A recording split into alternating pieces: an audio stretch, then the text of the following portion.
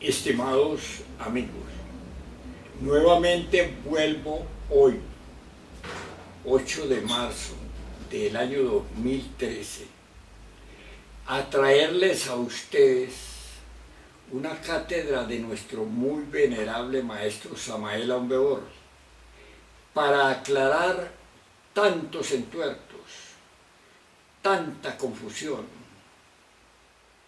mejor dicho, para poner las cosas en su puesto, porque bueno es todo lo que está en su lugar y malo lo que está fuera de lugar. Así que de la gnosis, de la divina gnosis, de la doctrina gnóstica cristiana universal de nuestro venerable maestro Samael Aun Weor y Ravolú, se viene haciendo pues una fiesta horrible, espantosa, que desencaja y desfigura los propósitos evidentes de un sacrificio a una humanidad que agoniza. Vamos pues en este día a ver algunas aclaraciones en doctrina con las propias palabras de nuestro venerable maestro Samael Aun Weor. Digamos, a continuación, nuestro gran maestro Samael Aun Weor en su doctrina auténtica. Y este campanazo de advertencia a los impostores y mercaderes gnósticos de púlpito, a sus secuaces, como a un pueblo de tontos admiradores y ciegos seguidores de lo que no conocen, de lo que les dicen, de lo que no es la doctrina, ni sus esplendores, porque los desfiguran, porque los descalifican. Amigos, pues con ustedes, nuestro gran avatara, en sus propias palabras. Muchas gracias y hasta pronto. Ya ves tú cuán fácil es tergiversar la enseñanza. Tú lo haces con el corazón sencillo y sincero, pero después que tú digas eso, otro fulano la tergiversa un poquito más, y el tercero la sigue tergiversando más, y cuando la enseñanza llegue a toda la América, ya se estará diciendo: Samael Aun Weor está contra las virtudes, no más virtudes. Así se tergiversa la enseñanza. Y así se ha tergiversado la enseñanza de todos los hermanos mayores que han ayudado a la humanidad. ¿Qué quedó del budismo? ¿Me puedes decir tú? Gautama Sakyamuni habló contra el abominable órgano kundartiguador. Toda su doctrina fue contra las malas consecuencias de ese abominable órgano. Hoy tenemos un evangelio budista deformado completamente. Ya nada, casi nada queda del budismo antiguo. Todo ha sido deformado. No estoy pronunciándome contra las virtudes, aclaro. Debemos pensar correctamente. El agua es útil, es magnífica, es buena en el lavamanos, es buena en su recipiente, en el baño. Pero ¿qué dirían ustedes del agua metida en la sala, inundando las recámaras? Ya cambiaría todo, ¿verdad? Sería mala. El fuego está bueno en la cocina. También está magnífico ahí en las veladoras. Pero si el fuego en este momento estuviera quemando esta casa y llegaran los bomberos, ¿qué diríamos? Sería una calamidad, ¿verdad? Así toda virtud es buena en su lugar, pero fuera de su lugar es mala. Un misionero, como ustedes, está bien que dé las enseñanzas, que las divulgue por todas partes. Pero ¿qué tal que ustedes, en vez de divulgar las enseñanzas entre las distintas gentes, por ahí en las calles o en los lumiciales o en las casas de familia, se fueran a los prostíbulos a divulgarlas? ¿Estaría correcto eso? Sería malo, ¿verdad? Entonces el misionero se convertiría en ¿qué? Un malvado, ¿verdad? Muy bien, pero no quiere decir que el misionero sea un malvado. Todo depende del uso que haga de sus virtudes. El dinero en sí mismo no es bueno ni es malo. Todo depende del uso que se haga de él. Si se emplea para el bien, es bueno. Si se emplea para el mal, es malo. Lo mismo son las virtudes. Son preciosas, son gemas inefables. Es claro que cada defecto psicológico eliminado deja el puesto libre para la cristalización de una virtud. Pero las virtudes fuera de su lugar son malas. Con ellas se puede hacer mucho daño también. No solamente a los demás. Uno puede dañarse a sí mismo con sus propias virtudes si no las sabe manejar. Quiero que entiendan esto los hermanos con una claridad perfecta. ¿Qué dirían ustedes, por ejemplo, de la violencia? ¿Será buena la violencia o no? ¿Qué me responden? ¿Cuál sería la respuesta? Está más lógico aquello, esa respuesta que da. La violencia se aplica con sentido de defensa es bueno para uno, y si se aplica en una forma excesiva, entonces ya perjudica a nosotros mismos. En sustancia está correcto lo que tú estás diciendo, más hay que detallarlo. Obviamente, la violencia conduce y no es aconsejable. Pero, tengamos esto. Un hombre tiene su esposa y tiene sus hijos. Vive en su casa. Tiene hijas también, ya grandes, señoritas. De pronto un grupo de bandidos resuelve asaltar la casa para violar a su esposa y violar a sus hijas y todo. Incendiar la casa y robar. Pero allí hay un hombre, el marido.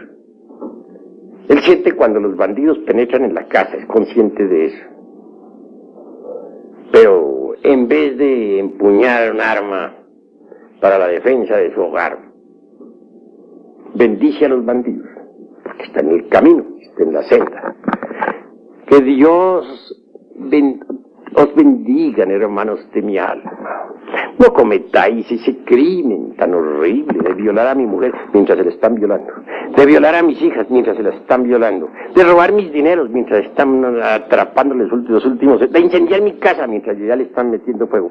No hagáis eso, hermanitos, porque tendréis mucho karma por pagar. Sin embargo, yo estoy dispuesto a bendecirlos a todos ustedes. Bueno, cometen, supongamos que salga vivo de esa contienda porque los bandidos se compadezcan de él. Bueno, ¿cómo quedaría ese hombre ante las autoridades y ante la divinidad? Las autoridades creo que lo juzgarían por cómplice del delito. Hay un delito, eso está ya visto en el Código Penal. Ese hombre merece la cárcel, ¿verdad? Por cobarde y porque se ha convertido en cómplice del delito. Es obvio que merece la cárcel. Se ha convertido en cómplice. Es un cobarde. Entonces, ¿cuál es el deber de ese hombre ahí? Está en la senda, es iniciado, quiere ser Mahatma y no sé qué más. ¿Cuál es su deber? Pues morir en el campo de batalla, defender su familia como de lugar, morir peleando, pero morir, si le tocó morir, morir, cumpliendo con su deber de hombre. Ese es su deber. ¿O qué diríamos, por ejemplo, de un militar? Y aquí tenemos a nuestro hermano, Teniente Coronel Moisés Rodríguez Tapias. ¿Qué diríamos, por ejemplo, qué diría nuestro hermano que es militar? Que de pronto la patria está amenazada, vienen los gringos a invadirnos, a saquear, violar, incendiar, robar, y el ejército dice, no, ya no peleamos más, Dios bendiga a todos estos invasores, si queman, allá será su karma. Que Dios los bendiga, nosotros no peleamos. Se cruzan de brazos a dar bendiciones y a orar por los bandiditos que están atacando.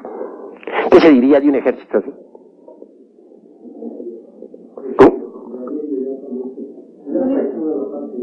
alta traición. Eso es obvio. Alta traición. Condenable no solamente por los jueces de la tierra, sino por la divinidad. ¿Cuál es entonces el deber del ejército en ese momento? Defender. Hay que usar las armas. De verdad que las armas en sí mismas no son ni buenas ni malas, todo depende del uso que se haga de ellas. Si se emplean para el bien son buenas, pero si se emplean para el mal son malas. Todo depende.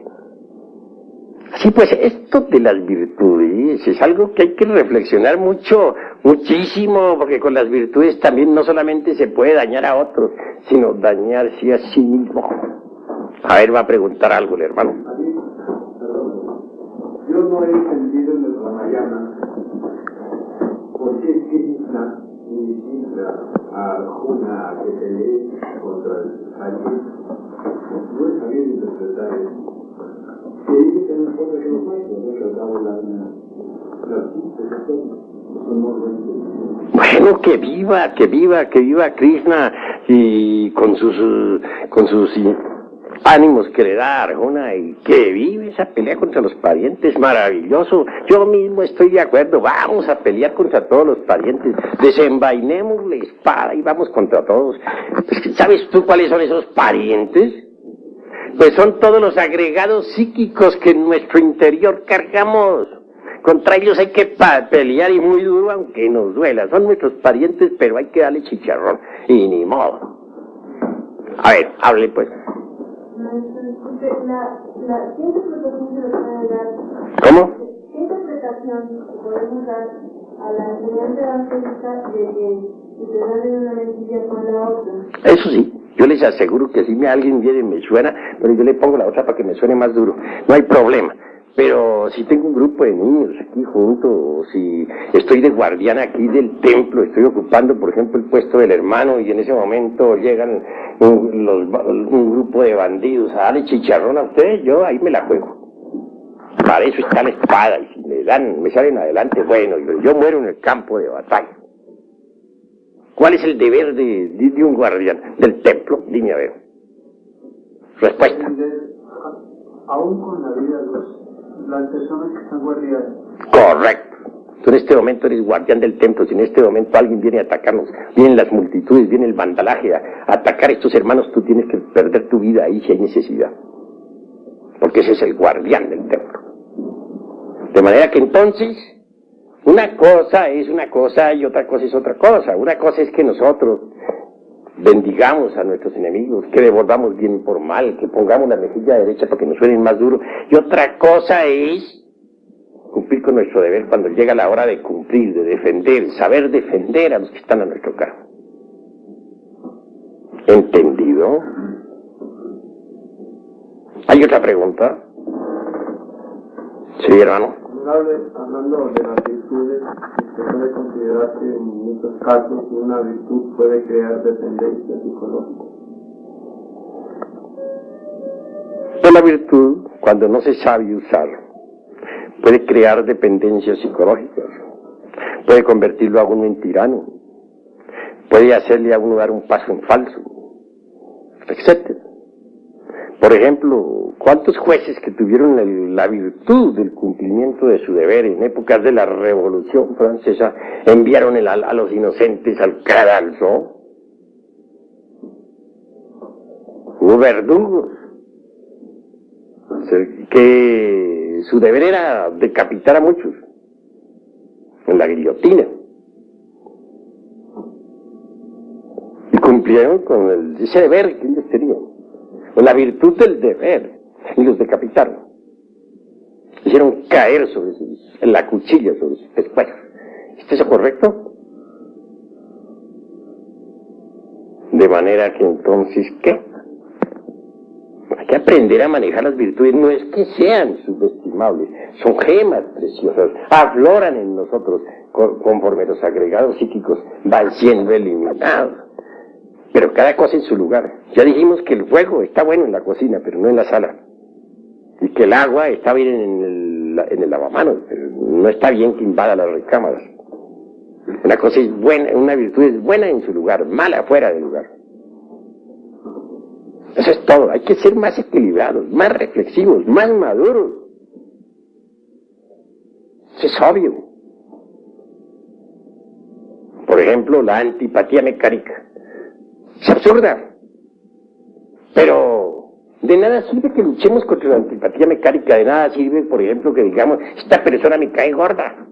Pero como estoy en la gnosis, voy a ver cómo me amo amigo de esa persona y forzarse y sonreírle artificiosamente, y resulta que esa sonrisa resulta más que sonrisa una mueca trágica.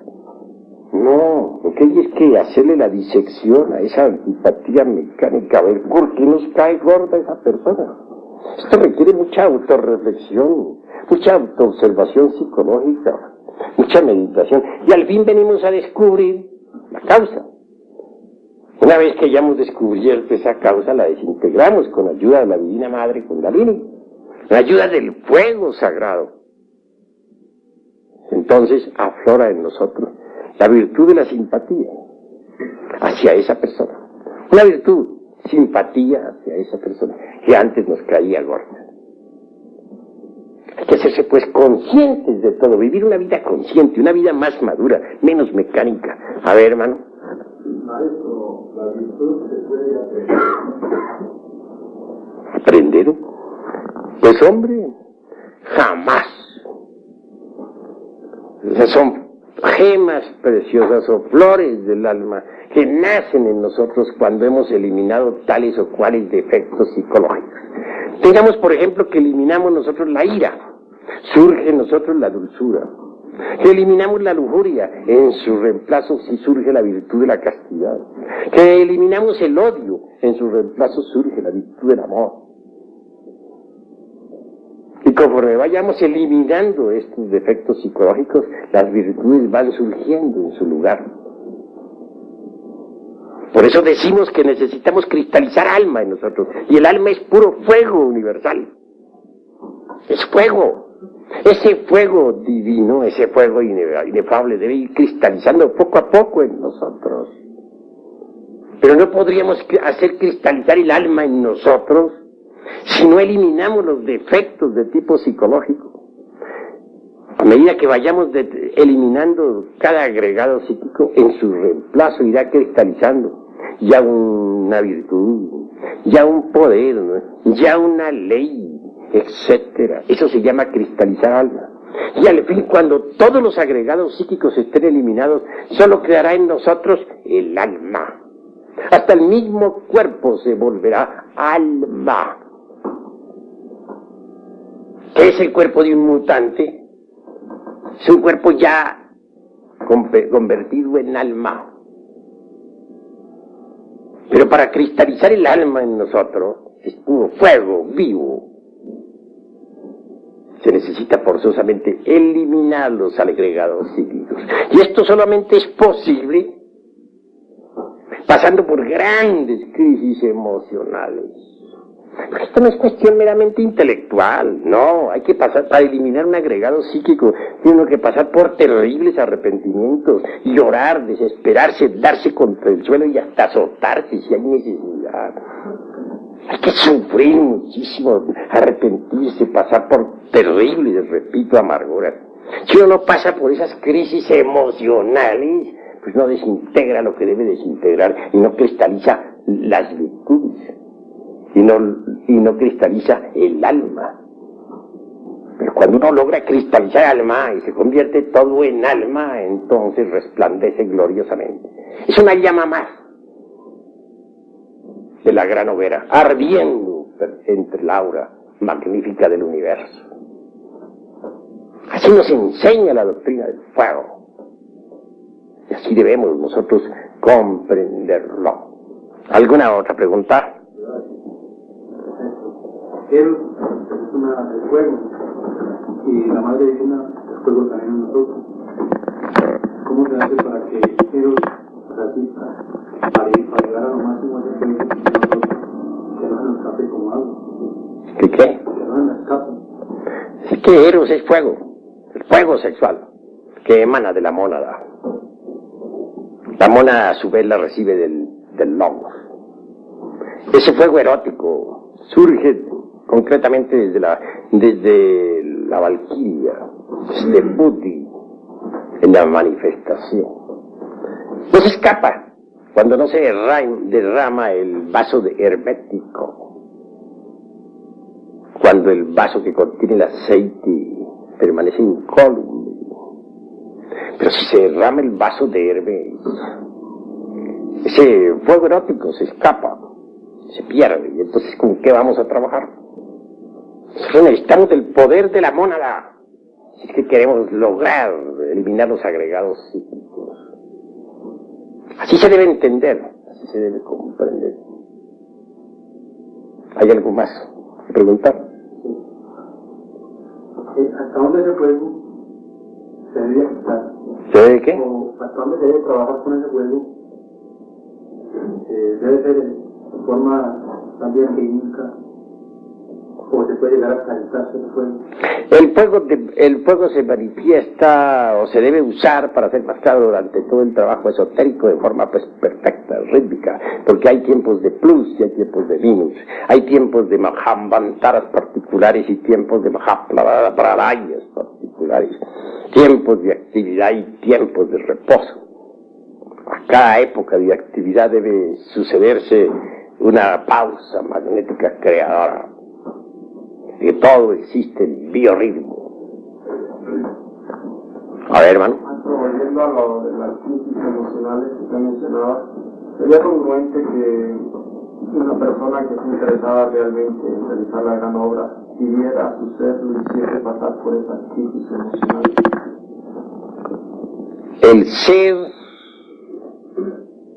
es el ser y tiene muchas partes.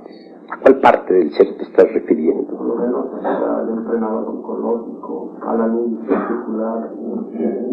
Cada parte del ser merece ser reflexionada, porque sabemos muy bien que de la llama única emanan las 7 llamas, y las 7 se multiplican por 7, y esas 7, y a su vez sigue así por otras 7, etcétera, etcétera, etcétera. De manera que, obviamente, uno solo hace una parte. Las otras partes del ser tienen que trabajar también. Eso es obvio. Cada llama está obligada a trabajar. Pero, obviamente, es la Madre Divina Kundalini, la esposa de Shiva, la obligada realmente a realizar el máximo del trabajo. Y en cuanto a las crisis emocionales, es cuestión del centro emocional superior. Es cuestión de comprensión. Cuando uno comprende lo absurdo que ha sido, cuando uno se da cuenta de que uno no es más que una piltrafa humana que no vale nada, entonces surge el arrepentimiento por todos los delitos cometidos. Y de ello deviene la crisis emocional natural, no fingida, sino sentida de verdad. Eso es todo. Cuando se dice que el agua es el habitáculo del fuego, se está diciendo que el fuego proviene del agua, o es el fuego el primer elemento que le da vida a los demás elementos. El agua puedes tú analizarla. Encuentras la fórmula HO2.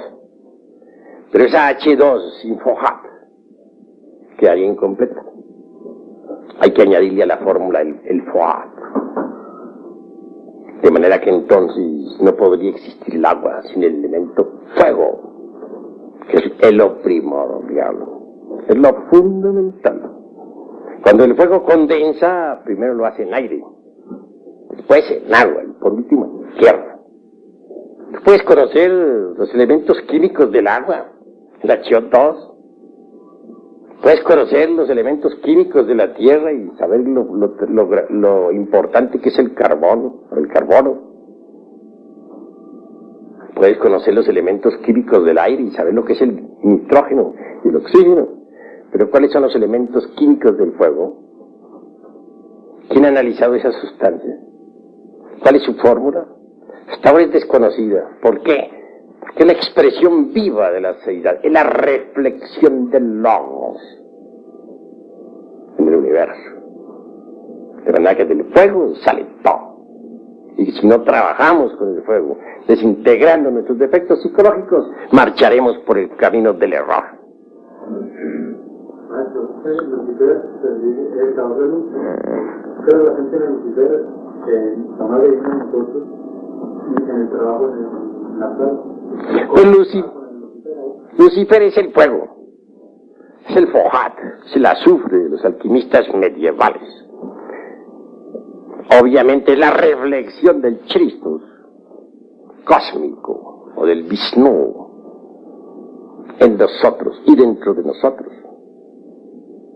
Indubitablemente él desciende hasta las profundidades de sí mismo, de nosotros mismos.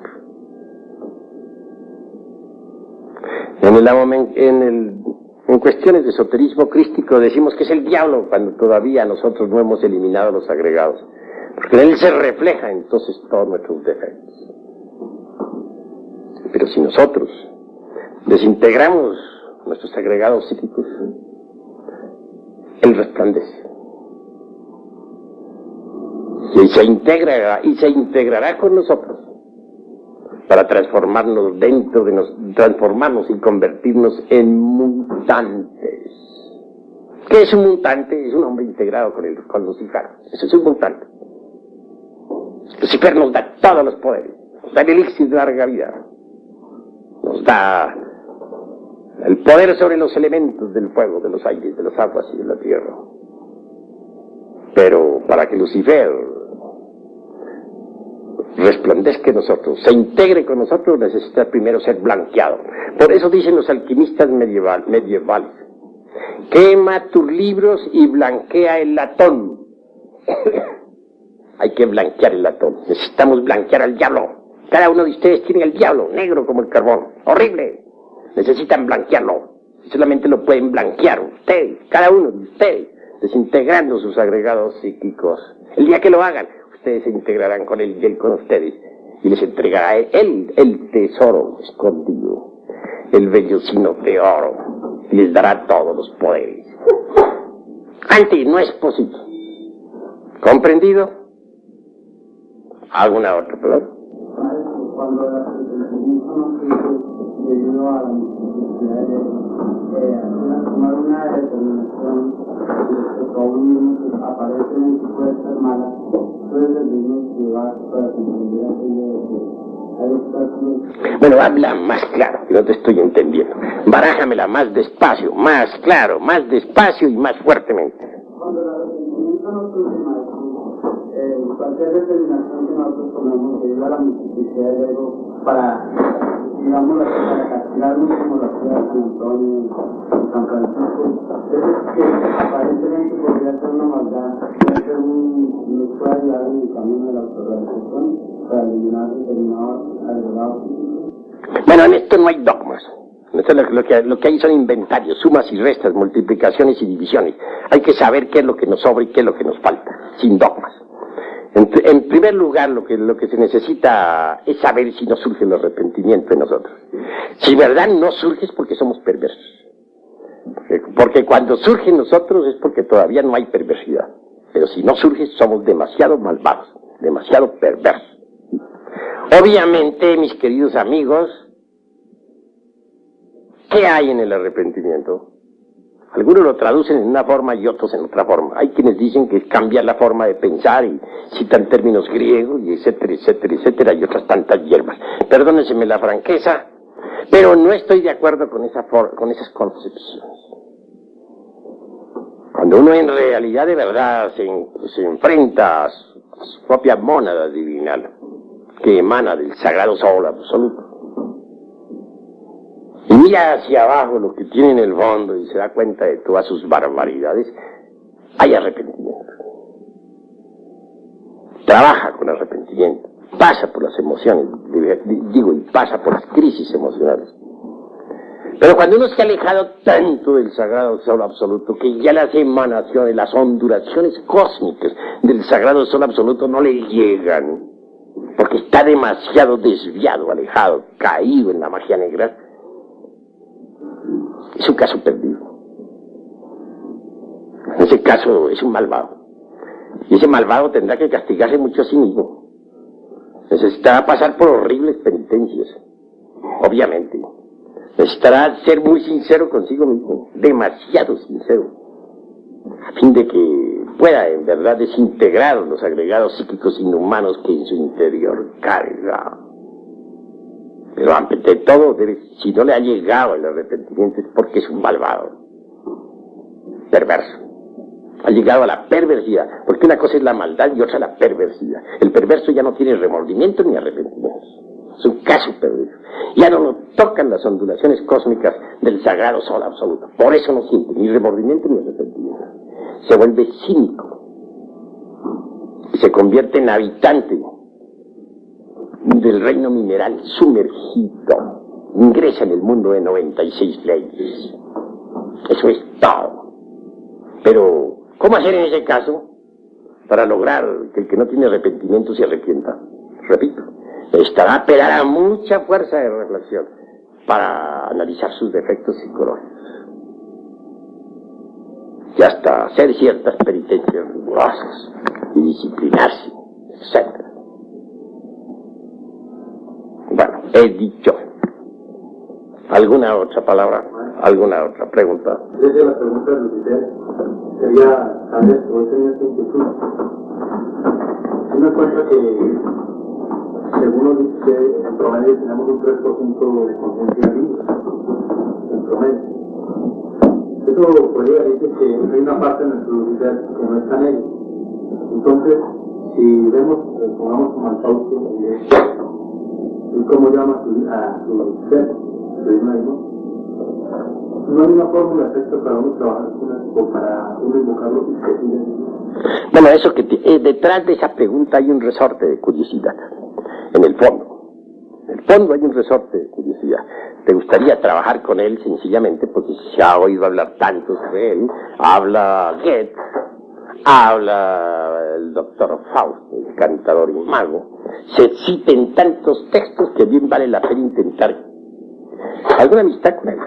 Pero pregunto a los aquí presentes, ¿hay alguno que ya esté tan preparado como para trabajar con el señor Mesías? Seamos sinceros, ¿cuál de ustedes está preparado? Ninguno, ¿verdad? Primero démonos el lujo de morir y luego vendrá lo demás. Padua bien sabemos que es un gurú que vive en el mundo de la mente cósmica y que ayuda a la humanidad. Es un verdadero esoterista, en el sentido más completo de la palabra. Claro que no lo han comprendido las gentes. Eso es claro, y le atribuyen multitud de tonterías, de las cuales él se ríe. Eso es obvio. Que en realidad, de verdad, él es un gurú. Una llama ardiente. Bueno, mis queridos hermanos, hasta aquí nuestra plática y cátedra de esta noche. Vamos ahora a seguir con la segunda parte. Vamos a bautizar una niña. ¿O niño? ¿Cómo es? ¿Niña? ¿Y niño? Niña, bueno. Y vamos también a entrar luego en la unción